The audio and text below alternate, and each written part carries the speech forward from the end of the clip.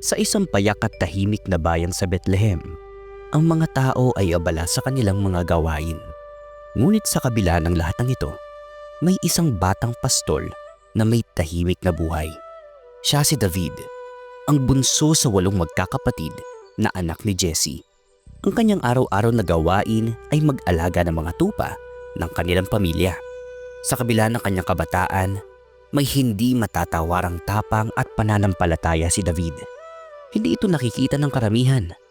Ngunit sa bawat hakbang na ginagawa niya sa damuhan ng pastulan, may natatagong lakas sa kanyang puso. Panginoon, salamat po sa bawat araw na binibigay niyo sa amin. Ang mga tupa po na ito ay inyong inaalagaan. At ako po ay naglilingkod sa inyo. Si David, bagamat bata pa, ay may malasakit sa mga tupa na nasa kanyang pangangalaga. Para sa kanya, ang bawat tupa ay may halaga at itinuturing niyang parte ng kanyang pamilya. Kapag may saksi o banta mula sa mabagsik na hayop tulad ng oso o leon, si David ay walang pag-aalinlangan na ipagtanggol ang mga ito. Ang kanyang tapang ay hindi natitinag. Isang araw, habang si David ay nagbabantay ng mga tupa, isang malupit na leon ang lumapit. Naguhumindig at mabagsik ang mga mata nito. Panginoon, huwag po ninyo akong pababayaan. Iligtas po ninyo ako at mga tupa ko. Sa kanyang pananampalataya, si David ay hindi umatras. Tumakbo siya patungo sa leon at gamit ang kanyang pag-ahon, pinukol niya ito. Sa isang iglap, natagpuan ng leon ang sarili nito sa isang mahigpit na pagkakahawak. Hindi na nakapalag si David at ang leon, sa kabila ng kanyang lakas, ay napagtagumpayan ni David sa pamamagitan ng kaloob ng Diyos. Salamat po, Panginoon. Hindi ko po kaya ito na mag-isa. Kayo po ang nagbigay sa akin ng lakas. Hindi natapos ang mga pagsubok na yon kay David. Habang siya ay patuloy na nag-aalaga sa mga tupa, isang oso naman ang sumulpot mula sa kagubatan. Nagtatangkang mang-agaw ng isang tupa. Si David, hindi natatakot. Muli siyang tumindig at muling ipinagtanggol ang kanyang kawan. Sa tulong ng Diyos, natalo niya ang oso tulad ng ginawa niya sa leon. Panginoon, lahat ng ito ay inyong kagustuhan. Walang ibang makapangyarihan kundi kayo. Si David ay naging tanyag sa mga tao ng Bethlehem. Hindi lamang dahil sa kanyang kabutihan at pagmamahal sa mga tupa, kundi dahil sa kanyang matinding tapang na hindi natitinag ng kahit anong panganib. Ngunit ang kanyang buhay ay magbabago. Ang isang araw ay magdadala ng isang bagong hamon. Hindi na laban sa hayop, kundi laban sa pinakamalupit na kaaway na tinatawag ng marami bilang Goliath. Habang si David ay abala sa kanyang gawain bilang pastol, ang Israel ay nahaharap sa isang malupit na digmaan laban sa mga Filisteo. Si Haring Saul, ang pinuno ng Israel, ay nagsimula ng maghanap ng isang tao na makakatulong sa kanilang digmaan. Ngunit sa mga oras ng pagsubok, ang Diyos ay may plano. Pinili niya si David, ang batang pastol, upang maging hari ng Israel. Ang digmaan ay tila hindi natatapos. Kailangan nating magdasal at umaasa kung ang Diyos ay magpapadala ng isang leader. Nang dumating ang propetang si Samuel sa bayan ni Jesse, isang misteryo ang bumangon. May misyon siya na hindi alam ng pamilya ni David. Pinili ng Diyos si David upang maging hari ng Israel. Ngunit ang batang ito ay hindi pa handa sa mga pagsubok ng kaharian. Si Samuel, itinago ang kanyang balak sa unang pagkakataon. Ngunit naramdaman ng Diyos na ito ay ang tamang oras. Tinawag ni Samuel si Jesse upang dalhin ang kanyang mga anak at pumasok sa kanyang bahay. Ipakita mo sa akin ang iyong mga anak para malaman ko kung sino sa kanila ang itatalaga ng Diyos na hari. Nagsimula ang isang serye ng mga pagtanggap at pagsusuri. Isa-isang ipinakita ni Jesse ang kanyang mga anak kay Samuel. Ang mga matatangkad at malalaking anak ni Jesse ay dumaan sa harap ng propeta. Ngunit hindi sila ang pinili ng Diyos. Si Samuel, naguguluhan, tumingin kay Jesse. Ngunit si Jesse, ay hindi pa rin nag-iisip na si David, ang kanyang bunso, ay maaaring ang pinili ng Diyos. Wala ka na bang ibang anak? Ang mga ito lamang ang nandyan. Si Samuel ay hindi tumugon agad. Tumayo siya at tinignan ang kabukiran. Nagsusuri sa bawat aspeto ng sitwasyon. May isa pa ba? Tanong niya. At sa huling sandali, si Jesse ay tumugon. May isa pa. Bata pa siya. Si David, isang pastol sa mga tupa. Si David ay tinawag at dinala sa harap ni Samuel. Nang makita siya ni Samuel, napansin niyang siya ang tamang tao. Ang Diyos ay nagsalita sa kanyang puso at nagbigay ng malinaw na mensahe. Siya ang pinili ng Diyos. Siya ang magiging hari ng Israel. At doon, ipinahid ni Samuel ng langis si David bilang tanda ng kanyang bagong misyon. Sa mga sandaling iyon, ang kanyang buhay ay nagbago. Hindi na siya magiging isang simpleng pastol lamang. Siya ang pinili ng Diyos upang magdala ng pag-asa sa isang bansa. Ngunit hindi ito magiging madali. Si David ay maghahanda para sa mas malaking pagsubok na darating. Sa loob ng maraming taon, ang Israel ay nakikidigma laban sa mga Pilisteo. Ngunit sa pagkakataong ito, isang kakaibang takot ang bumalot sa hukbo ng Israel. Sa lambak ng Ela, ang dalawang hukbo ay nagkampo sa magkabilang bundok. Ang Israel sa isang panig at ang Filisteo sa kabila. Sa gitna ng labanan, isang mandirigmang hindi pa nila nakita ang lumitaw. Isang higante na may taas na 6 na siko at isang dipa. Suot ang makinang at mabigat na baluti at may hawak na sibat na tila hindi kayang buhatin ng isang pangkaraniwang sundalo. Mga duwag!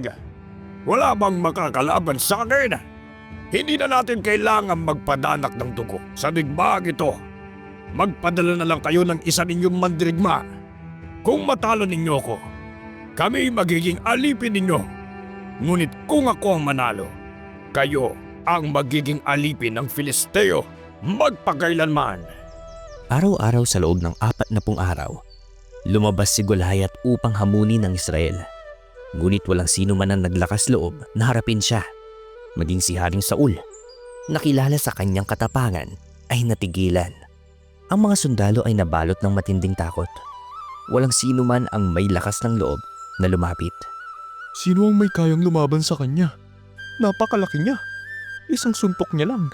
Maaari ka nang mamatay. Hindi ba't ikaw, mahal na hari, ang pinili ng Diyos upang pangunahan tayo? Anong gagawin natin? Sa kabila ng pagiging hari ni Saul, may isang bagay na nawala sa kanya, ang basbas ng Diyos. At dahil dito, kahit ang kanyang sarili ay kinain ng pag-aalinlangan. Habang ang Israel ay nangangatog sa takot, si David ay nasa Bethlehem pa rin, patuloy sa kanyang pangangalaga ng mga tupa. Hindi niya alam na ang kanyang buhay ay muling magbabago. Isang araw, tinawag siya ng kanyang ama na si Jesse. David, nais kong pumunta ka sa kampo ng hukbo. Dalhin mo ang pagkain ito sa iyong mga kapatid. Tinapay, keso at butil para sa kanila at sa kapitan nila. Alamin mo na rin ang kanilang kalagayan. Bagamat hindi isang mandirigma, si David ay masunurin sa kanyang ama. Hindi niya alam na ang simpleng utos na ito ay magiging daan upang masangkot siya sa isang laban na babago sa kasaysayan. Anong nangyari dito? Bakit kayo natatakot? Wala bang maglalakas loob na lumaban sa akin? Kayong lahat ay mahihina! Wala bang tunay na mandirigma sa Israel? Sino ba ang lalaking ito na nangangahas na hamakin ng hukbo ng buhay na Diyos? Narinig ng mga sundalo ang mga salita ni David at napatingin sa kanya. Ang iba naman ay natawa sa kanyang kasigasigan. Ngunit may ilan na nagdala ng balita kay Haring Saul. Anong ginagawa mo dito, David? Hindi ba't dapat nasa pastulan ka? Nag-aalaga ng kaunting tupa? Bakit ka nakikialam sa bagay na to? Ano bang ginagawa ko? Wala akong ginagawang masama. Pero bakit mo lang lumalaban sa Pilisteyong yun? Hindi ba natin ipinaglalaban ang bayan ng Diyos? Ang tapang ni David ay hindi lingid sa iba. Mabilis siyang dinala sa harapan ni Saul. Sa loob ng tolda ng hari, si David ay nakatayo sa harapan ni Saul. Hindi tulad ng mga veteranong mandirigma, ang batang ito ay hindi nagdadala ng espada o baluti. Ngunit may isang bagay siyang taglay na wala ang iba, ang kanyang pananampalataya. Bata ka pa. Paano mo lalabanan ng isang mandirigbang sanay sa digmaan mula pa sa kanyang kabataan? Hindi po ako natatakot sa kanya, Haring Saul.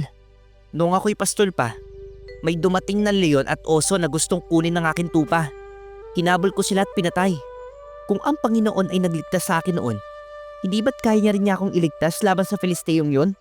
Si Saul, sa kabila ng kanyang pag-aalinlangan, ay walang ibang pagpipilian. Wala nang ibang sundalo ang may lakas ng loob na harapin si Goliath. Sige, pumunta ka.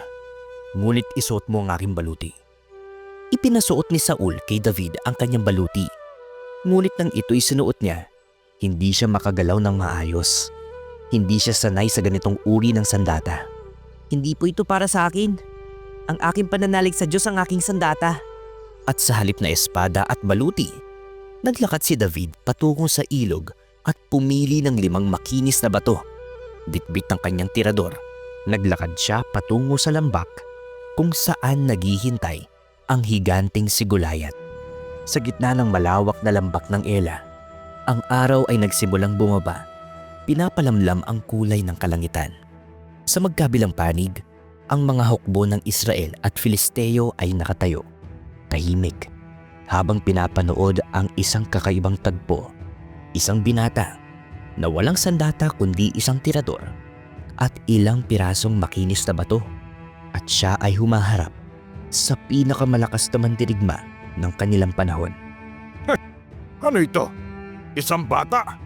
Ito na ba ang pinakamagaling na mandirigma ng Israel? Isang hamak na pastol!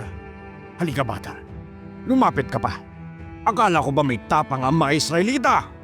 Ang hukbo ng Filisteo ay nagtawanan. Kinukutya si David. Ngunit sa kabilang panig, ang Israel ay tahimik, nag-aalala, at halos hindi makapaniwala sa kanilang nakikita. Narito ako! Isang mandirigma na may hawak na espada at sibat. Ikaw, lumalapit ka sa akin na parang hinahabol mong aso gamit ang isang tirador.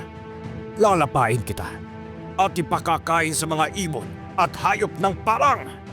Ngunit sa halip na matakot, si David ay ngumiti. Isang ngiting may tiwala, hindi sa kanyang sarili, kundi sa Diyos na kanyang pinaglilingkuran. Lumalapit ka sa akin na may espada, sibat at kalasag. Ngunit ako'y lumalapit sa iyo sa pangalan ng Panginoong makapangyarihan sa lahat, ang Diyos ng Israel na iyong hinahamak. Sa araw na ito, ibibigay ka ng Diyos sa aking kamay. Babagsak ka at pupulutin ang iyong ulo.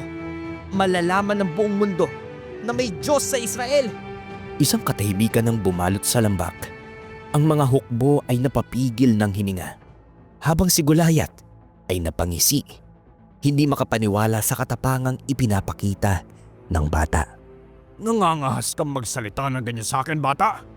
Mamamatay ka ngayon! Sa isang iglap, si David ay mabilis na gumalaw. Kinuha niya ang isang bato mula sa kanyang supot at isinilid ito sa kanyang tirador. Sa isang mabilis at malakas na galaw, pinalipad niya ang bato. Ang bato ay tumama ng direkta sa kanyang noo. Isang malakas na tunog ang narinig at ang higante, ang mandirigmang kinatatakutan ng Israel, ay nanginig. Bumuka ang kanyang bibig, tila hindi makapaniwala sa nangyari, at sa isang iglap, ang buong lambak ay nabalot ng katahimikan. Ang mga hukbo ng Filisteo ay nagtinginan, hindi makapaniwala sa kanilang nakita. Si Goliath, ang pinakamalakas nilang mandirigma, ay namatay. Nanalo siya? Ang bata! Pinatay niya ang higante! Ngunit hindi pa tapos si David. Sa harap ng lahat, siya'y lumakad patungo sa walang buhay na katawan ni Goliath. Kinuha niya ang espada ng higante. Napakalaki at mabigat. Ngunit hindi siya natinag. Sa isang mabilis na galaw, pinutol niya ang ulo ni Goliath. Huwag kayong matakot! Ang tagumpay ay nasa Panginoon! Ang Israel ay napukaw. Isang malakas na sigawan ang pumainlalang mula sa kanilang hukbo at sa isang iglap, sila'y sumugod patungo sa mga Filisteo na ngayon ay takot at tumatakas. Ang Diyos ng Israel, ang tunay na makapangyarihan. Sa kanila ang pagkatalo. Matapos ang matinding laban, bumalik si David sa kampo. Bit-bit ang ulo ni Goliath. Ang buong Israel ay bumati sa kanya at si Haring Saul ay hindi makapaniwala sa kanyang nasaksihan. Sino ka ba talaga, bata? Ako po si David, anak ni Jesse, at mula sa Bethlehem. At mula sa araw na yon, ang pangalan ni David ay naging alamat sa Israel. Hindi siya isang hari pa noon, ngunit nakita ng lahat ang kapalarang nakatakda para sa kanya. Siya ang pinili ng Diyos, ang tunay na mandirigma ng Israel, at ang isang araw ay magiging pinakadakilang hari sa kanilang kasaysayan.